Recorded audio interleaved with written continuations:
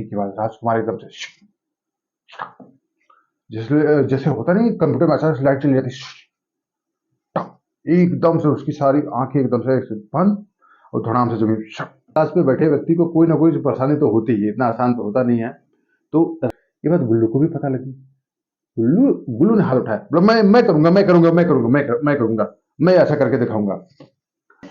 Hello दोस्तों, एक नई और ताज़ातरीन कहानी में मैं आपका दोस्त संतोष स्वागत करता हूं।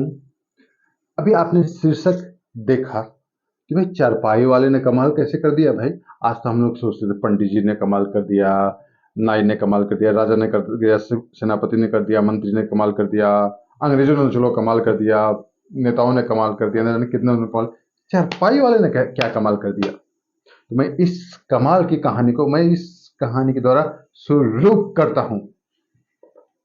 बहुत समय पहले किसी नगर में बहुत ही प्रसन्नता पूर्वक सभी लोग रहा करते थे। एक ऐसा नगर समझ लीजिए जहां सभी लोग खुशी खुशी रहा करते थे। और उस नगर में मोरपंख होता है ना, मोरपंख, उसका ज्यादातर व्यापार हुआ करता था। मतलब कहिए 85% मोरपंख का।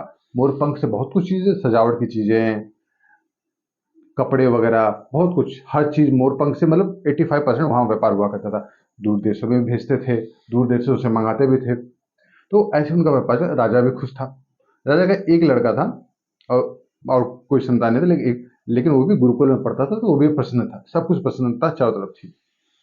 और इसी बीच में हमारी कहानी का जो नायक है, उसका नाम गुल्लू, एक चारपाई बनाया करता था। मतलब चारपाई क्या कहिए, एक तरह से कहिए तो वो स्वर्ग का इंद्रासन भी उसके आगे फेल हो, ऐसा चारपाई बनाया करता था। कहा जाता कि अगर जो व्यक्ति एक बार बैठ जाए उसका मन ना करे उठने का, जो एक बार सो जाए उसका उठने को जी ना करे, जब तक एकदम से धूप ना पड़ जाए, मतलब या फिर जब तक सामने वाला ना उठाए तब तक कोई उठे नहीं। और उसे चारपाई, मतलब ऐसी ऐसी चारपाई वो बना सकता था। आप कोई पदार्थ ले आओ, संसार का कोई भी पदार्थ, मुझे लगता है पानी छोड़ दो, आप अभी मत बोलो कि आप पानी से भी बनाना, नहीं पानी नहीं, ऐसा नहीं। ऐसा भी कोई जो स्थान ले सके, हार्ड हो थोड़ा सा, उसे चारपाई वो बना सकता था। और चारपाइया किसी किसी से, लोहे से बना दे, तांबे से बना दे, हीरे से बना दे, सोने से बना दे, पत्थर से बना दे, लकड़ी से बना दे। लकड़ी तो छोड़ो भाई साहब, मोरपंख से भी पलंग बना दे। ऐसी कोई भी चीज कुछ भी ले आओ आप, उसे वो चुटकियों में पलंग बनाकर तैयार कर दे। और एकदम उसके हाथों में ऐसे जादू था कि जिसको कोई सोच भी नहीं सकता। जादू भरी उसकी पलंग हुआ करती थी। उसका भी काम सभी के समान बहुत अच्छा चल रहा था। राजा का भी अच्छा चल रहा था, प्रजा सभी का अच्छा चल रहा था। इसी बीच में क्या, जैसे हम लोग छोटे थे ना, तो गर्मी की छुट्टी हुआ करती थी, तो स्कूल अपने गांव जाया करते थे। मैं भी जाता था, आप भी जाते ही होंगे गांव से, सॉरी, गुरुकुल से। मैं गांव से बोला, गुरुकुल से राजा का लड़का आया। पर 15 वर्षीय था, काफी खुश प्रसन्नचित, आराम से अपनी जिंदगी वो एक तरह से एंजॉय कर रहा था। राजा भी खुश था कि चलो सब कुछ सही चल रहा है। इस कहा था ना कि राजकाज पे बैठे व्यक्ति को कोई ना कोई परेशानी तो होती ही है, इतना आसान तो होता नहीं है। तो राजा का जो मंत्री था, वो ये नहीं चाहता कि राजा के बाद उसका लड़का बैठ जाए गद्दी पर। चाहता था कि मैं बैठूं, मैंने जिंदगी भर सेवा की, तो उस सिंहासन में अपना हक समझता था। अब राजा के लड़के को मानो वो हटाना चाहता था रास्ते से, लेकिन इतना हटाना आसान थोड़ी ना है, बस गए और हटा दिए। अंगरक्षक भी होते थे, सब कुछ होता था। तब उसको एक उपाय आया। उसने क्या देखा था कि राजकुमार को जो भी भोजन मिला करता था, अलग दिन अलग अलग व्यक्ति पहले उसे चखते थे, फिर राजकुमार खाता था। उसने कहा, ठीक है भाई। उसने कहा कि ठीक है, हम भोजन वही दे, जो भोजन रसोईया बनाकर देगा, किसी को चखेगा, भोजन तो वही रहेगा। लेकिन राजकुमार को देने से पहले एक बार मंत्री के पास जरूर आता था। मंत्री केवल देखता था सबको देखने के लिए, मतलब सबको लगता था मंत्री केवल देखा, लेकिन वास्तव में जब भोजन बना करता था राजकुमार के लिए, उसी समय मंत्री हल्का सा जहर की 2 बूंद डाल लिया करता था। वो जहर की बूंद इतनी कम थी कि अगर किसी व्यक्ति को एक बार दे दो तो कोई फर्क नहीं पड़ेगा, 2 बार दे दो, 3 बार, 10 बार, 12 बार दे दो, कोई फर्क नहीं पड़ेगा।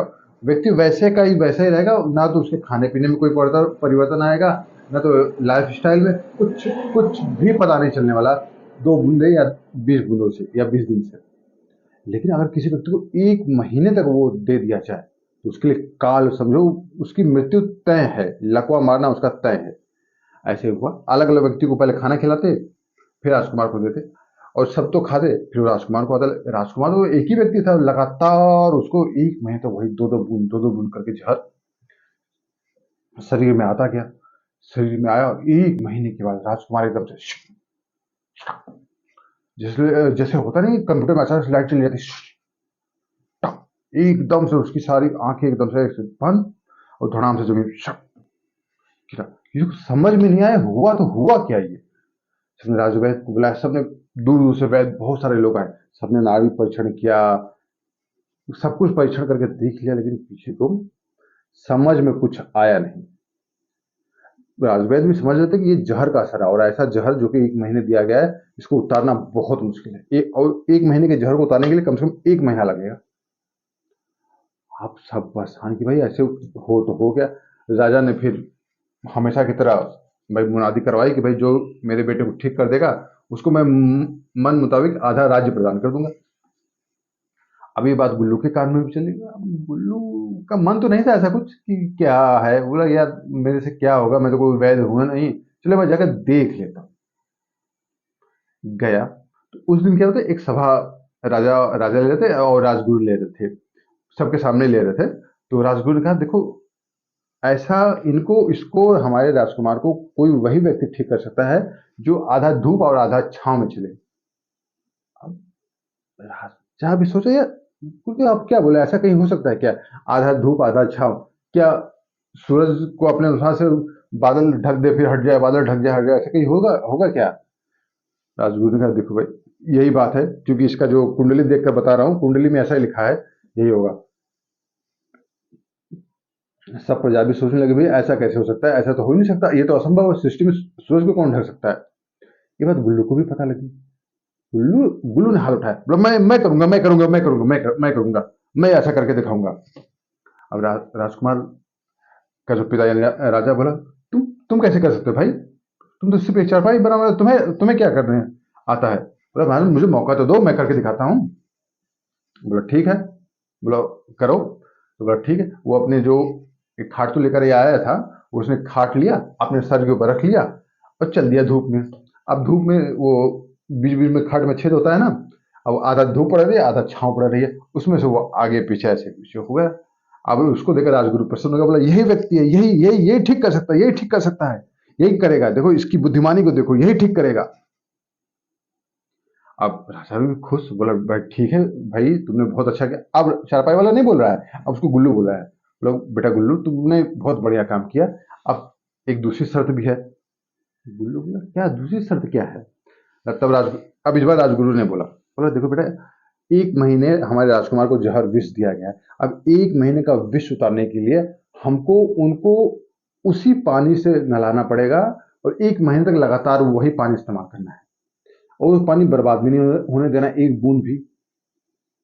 अब गुल्लू और सभी लोग सोचे, मतलब आप जो पानी इस्तेमाल करेंगे राजकुमार को नहलाने के लिए, वही पानी अगले दिन फिर इस्तेमाल करेंगे। बोला हाँ, और फिर अगले दिन फिर इस्तेमाल करेंगे हाँ। बोला, अगर ऐसा कैसे हो सकता है भाई, पानी है कुछ ना कुछ बूंद तो गिरेगी गिरेगी, जमीन पे गिरेगी फर्श पे गिरेगी, खत्म तो होगी होगी, ऐसा तो हो नहीं सकता कि भाई इकट्ठा कर ले। अब मान लो कढ़ाई में रख के भी नहलाते भी हो तो भी तो बात बनेगी नहीं। बोला तब राजगुरु ने बोला भाई कढ़ाई में रख के नहीं नहलाना है। बोला कढ़ाई में रख के नहलाना होता तो हमने नहला दिए होते। बोला फिर कैसे होगा। बोला देखो कढ़ाई की बजाय राजकुमारों को कढ़ाई से कम 5 फुट ऊपर बैठना है और फिर उसके बाद नहाना है। अब सबने 5 फुट ऊपर राजकुमार बैठे, पानी भी इकट्ठा हो, ऐसा कैसे हो सकता है। तब तक गुल्लू के दिमाग में आगे आया, बोला अरे मैं करता हूँ मैं करता हूँ मैं बता दूँ मैं करता हूँ। उसने बोला एक बहुत बड़ा कढ़ाई बनाया, बहुत बड़ा कढ़ाई बनाया। बोला राजकुमार को इसमें बैठाओ। राजकुमार उसमें बैठ गया। ठीक है, अब फिर उसके बाद फिर उसने खाट वहां रखी। बोला अब खाट के ऊपर राजकुमार को बैठाओ। खाट के ऊपर राजकुमार बैठ गया। बोला अब पानी डालो। अब ये उसकी बुद्धिमान देखकर सारे के सारे खुश, बोले यार गजब बुद्धिमान है। और हाँ एक बात ये भी याद रखिएगा, ऐसा है कि गुजरात वगैरह के बहुत सारे देश बहुत सारे जगहों पर होता है जहाँ पानी की कमी की वजह से लोग ऐसे ही करते हैं, खाट के ऊपर बैठ के ही नहाते हैं। तो शायद हो सकता है वो गुल्लू की बात के वाले लोग हो। तो ऐसे हुआ, बड़ी सी कढ़ाई में के ऊपर खाट रखी, खाट के ऊपर राजकुमार बैठ गया और उसी पानी से उसको नहाया गया। अब पानी से नहलाते भाई खाट से होकर पानी कढ़ाई में इकट्ठा हो जाता है, एक बूंद भी बर्बाद नहीं जाता। फिर अगले दिन फिर उसी पानी से नहलाया जाता है, फिर अगले दिन फिर उसी पानी से नहलाया जाता है। ऐसे करते 1 महीने करते करते उसी पानी से नहलाते नहलाते राजकुमार का पूरा का पूरा जहर निकल गया। और राजकुमार एकदम से ठीक और चंगा हो गया। और राजा खुश होकर गुल्लू को बोला, बेटा तूने बहुत बढ़िया काम किया, मैं आधा राज्य तुमको देने को तैयार हूँ। गुल्लू बोला, रुकिए रुकिए रुकिए रुकिए रुकिए रुकिए रुकिए, जरूरी नहीं कि सबको आधा राज्य ही चाहिए हर बार में। आप हर बार में आधा राज्य देने को तुले जाते हैं, आप सारे राजाओं की पता नहीं क्या दिक्कत है, हर बार में आधा राज्य दे देते हो। भाई दूसरे की तो सुन लो, दूसरा क्या चाहिए। तब राजा बोला, अच्छा बताओ भाई तुमको क्या चाहिए। देखो मुझे आधा राज्य कुछ नहीं चाहिए, मैं सिर्फ इतना चाहता हूँ कि प्रत्येक रामनवमी को मुझे आप अपने महल पर बुलाकर, रानी अपने हाथ से खाना बनाएंगे, आप राजकुमार परोस कर मुझे खाना खिलाएंगे। बोला, मेरी सिर्फ इतनी सी इच्छा है।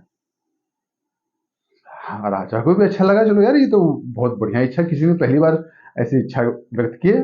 राजा भी खुश, बोला ठीक है, हम हर प्रत्येक वर्ष रामनवमी को तुमको बुलाकर रानी खाना बनाएगी, और हम और राजकुमार अपने हाथों से आपको परोसेंगे खाना। यही बोला, बस बोला मुझे यही चाहिए और मुझे ये मिल गया, मैं प्रसन्न है। राजकुमार स्वस्थ, कहानी समाप्त। तो कहानी गई वन में, सोचो अपने मन में। कल मैं फिर एक नई और ताजा तरीन कहानी लेकर आऊंगा। चैनल को लाइक और सब्सक्राइब जरूर करिएगा। सनिंग ऑफ, बाय।